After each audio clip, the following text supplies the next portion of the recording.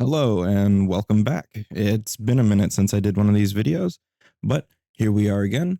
For those of you who don't know, we are looking at every monster in Monster Core in a random order and giving them a look over from a game design perspective, seeing how they hold up against other creatures and the building creatures rules. So without further ado, let's get back into it.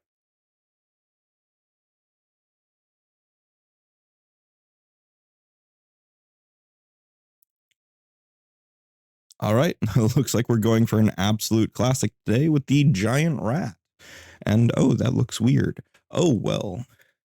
All right, we're going to remove that and give me just a minute to go and get everything in order. All right, so I have things ready and transform, little wizard. There we go. He is transformed into a giant rat. Now, let's take a look at the good old R.O.U.S.E, the rodent of unusual size. Giant rats are enormous versions of the common vermin. They are typically found in abundant numbers, but since they cannot fit the nooks where mundane rats typically hide, they are much easier to locate and exterminate. They mostly live in sewers, where they can scavenge from the streets above, but some families of giant rats live in remote locations, such as dank caves, forests, or hills. Rats are incredibly adept survivors and can be found nearly anywhere in the world, although they tend to favor temperate and warm climates as opposed to cold regions. Although its bite alone is not lethal except to very young or very old, the giant rat carries the putrid plague common to rodents around the world, a pestilence more capable of ravaging rural communities. They are a common creature and thus have an appropriate standard DC of their level of -1 at DC 13, with different lores applying their reductions to that DC. They are a common small animal. They are level -1. They are on page 288 of Monster Core if you would like to crack open and follow along. They have a perception of 5, low light vision, scent imprecise 30 feet. They have acrobatics +5, athletics +2, or +4 to climb or swim, and a stealth of +5. They have +1 strength, +3 dexterity, +2 con, -4 intelligence, common to most animals, a wisdom of +1, and a charisma of -3.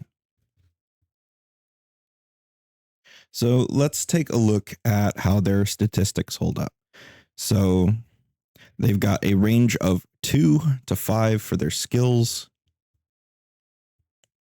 At level -1, this is between low and high, which is pretty normal. They have a perception of 5, which is, I believe, moderate. It is. And their ability scores range from -4 to +3, which is not exceeding their high score.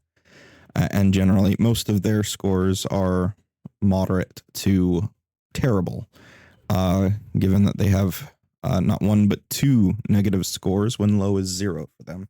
This is pretty common, again, amongst constructs and animals. Usually they will have a poor charisma score and a very poor intelligence.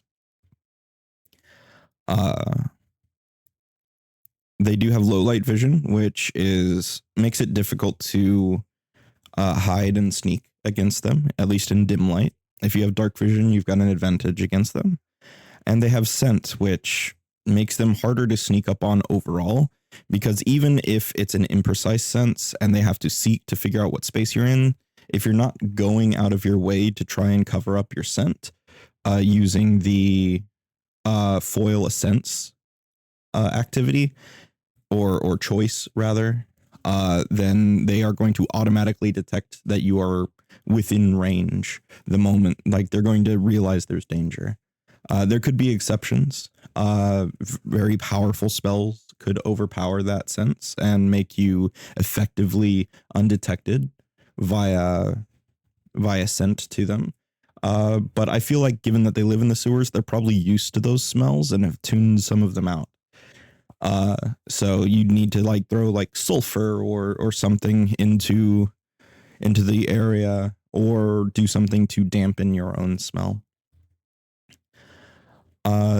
They have an AC of 15, a fortitude of 6, reflex of 7, and will of 3. They have very trash will. So these are actually guys that are decent to use daze against. Defensively speaking, this makes them have a high AC and an almost high reflex with a moderate fortitude and a slightly above low will. So they're not highly defensive. They're decently spread. At level 1, a good striker is going to hit these more than 50% of the time. And even somebody less optimal is going to hit them closer to 45 to 35% of the time very easily. Depending, they have 8 hit points, which for a level -1 creature is the higher end of moderate. So they are pushing that high HP. So they're hearty little bastards.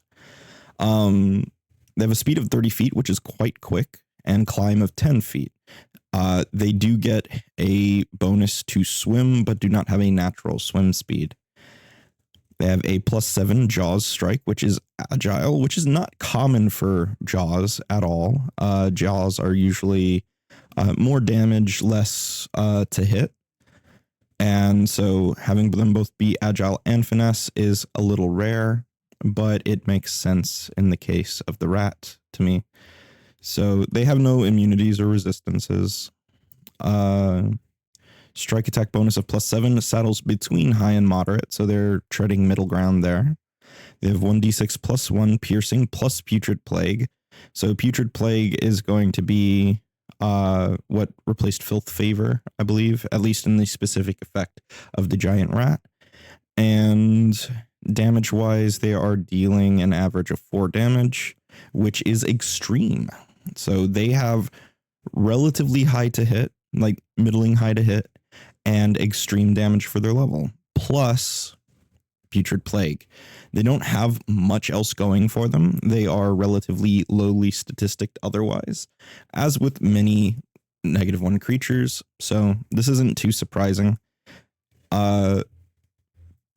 Let's see. Putrid Plague has a stage 1 of carrier with no ill effect, but no onset. So this happens immediately. 1d4 hours, you will not necessarily know that you are diseased. Saving throw DC 14, which for a level -1 creature is just slightly above moderate. It is a easy high DC for them. So high DC -2. And so that is usually something you'll see on things that are automatic. You might see a reduction of 2 in the DC over what you might otherwise expect, because this is automatic on every single time they bite. That's why you're going to see that lower save.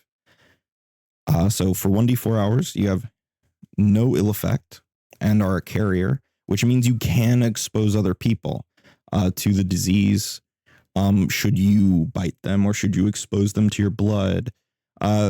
Frankly, 2e and even other like 1e was never good about talking about secondary exposure of diseases, but this is something that you could expose other people to either via, say, maybe you bite them or they get your blood on them or something like that.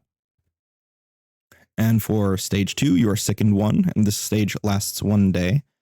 As with most diseases, there is no maximum range here. You have to cure yourself. Stage 3 is sickened 1 and slowed 1 for 1 day. Stage 4 is unconscious for 1 day, and stage 5 is dead. So you're unlikely to ever reach stage 5. Even at level 1, if you have trash fortitude, you're still getting +5. So you have a bare minimum. I suppose if you've got a flaw in Constitution and you did not adjust it, then your bare minimum would be +3, I think. So yeah, so you would have at worst a 60 or a 55. No, I'm doing this backwards. A 45% chance of passing. And odds are you've actually got chances are you've got actually more than that in your fortitude save. So the odds of you succumbing to this are pretty low, but not zero. If you roll particularly badly, you don't have access to anti-plagues, stuff like that, then it's something to be concerned about. But for now, it's not a big deal for the most part. Day to day, chances are you are going to save yourself from it. Now, I will say, of course, your odds are actually worsened by 1 because of sickened. But even then, that is a 5% chance of difference. Your big worry is going to be rolling a 1 where you suddenly jump from stage 1 to stage 2 or from any stage to 2 stages lower. And that means you can drop from stage 3 to instantly dead if you roll a 1. So this is the danger zone right here at stage 3. This is where you don't want to be. Stage 1, you don't even know you're sick. Stage 2, I'm sick. I need to do something about this. Stage 3, we really need to do something about this, or I have a 5% chance of dying in the morning or while I sleep. And at stage 4, you've got to rely on other people to help you. So the giant rat is a relatively well-balanced creature. It's a very basic creature, in my opinion. Its plague is dangerous from level 1, but not statistically so. You're unlikely to fail enough to get to stage 5 and die from it. And at bare minimum, you are looking at, I believe, 2 days of saves. Because if you critically fail every time, you're looking at being sick in 1 for 1 day, critically failing, being unconscious for 1 day, and then potentially dying the next at absolute worst. So you and your party have 2 days to figure out how to cure you. In game, they've got a little more mobility than the average creature at this level, and they deal pretty high damage for their level. But other than that, they don't have a lot going on for them. You can mash them in a single hit. While they have high AC for their level, they don't have a high AC generally. And overall, I think they're a good introductory creature for teaching people about disease and afflictions in general, especially for longer term things. So I'm going to have a little post-run thing here after this.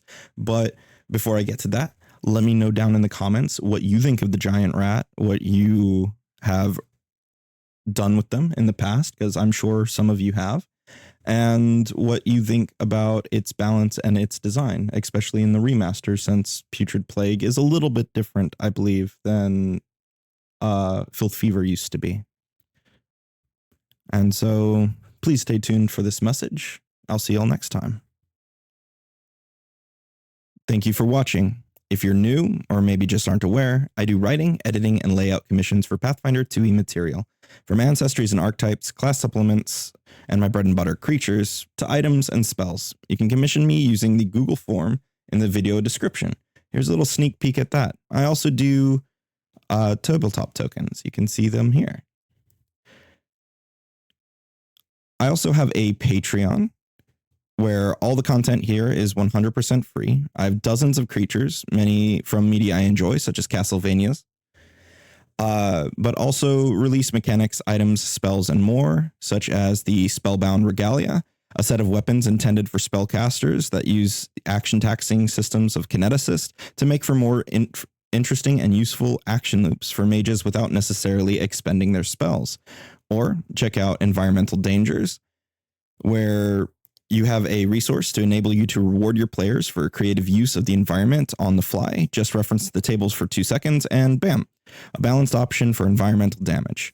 Let your party toss people through windows, into bubbling alchemist labs or cauldrons, have exploding barrels, or even determine what happens if a foe falls on top of an ornate wrought iron fence. All this and more easily done without preparation using Environmental Dangers. Anyway, thank you for listening. Please consider liking, subscribing, and all that jazz. And until next time, peace.